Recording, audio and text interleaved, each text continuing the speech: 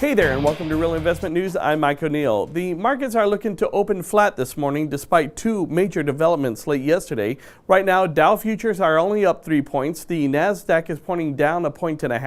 The S&P futures are down 2. As a matter of fact, speaking of the S&P, I wanted to take a look here. This is when we hit our high in January. You can see we had our tumble at the beginning of February, and we actually fell below the 50, below the 100-day moving average. We never touched the 200, and since then we've been bouncing back up and forth. It looks like we've been seeing some resistance right at the 100 level.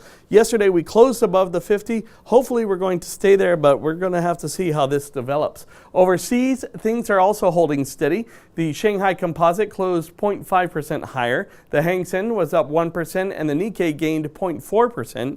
In Europe, things are actually slightly lower. The FTSE is down just 0.09%. DAX is down 0.4%, and even the CAC in France is just flat. Now, yesterday, as you know, President Trump signed the bill to implement tariffs on steel and aluminum, but exempted our NAFTA trading partners, Canada and Mexico, and said other countries could negotiate their own exemptions. Top U.S. trading partners, including South Korea, China, and the EU, have blasted the move, and there are still fears of a possible trade war, so investors are watching and waiting.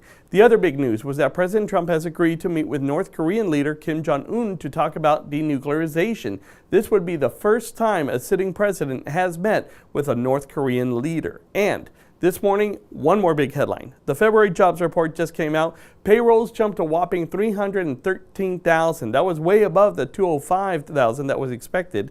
The unemployment rate held steady at 4.1%, and wages still flat. They only rose 2.6%. That was less than the 2.8% that was expected. We're going to take a closer look at all of those numbers in a later report. But in the meantime, thank you very much for watching. Please remember to follow us on Facebook and Twitter. Subscribe to our YouTube page where we have new reports coming out every day. I'm Mike O'Neill, and we'll see you after the opening bell.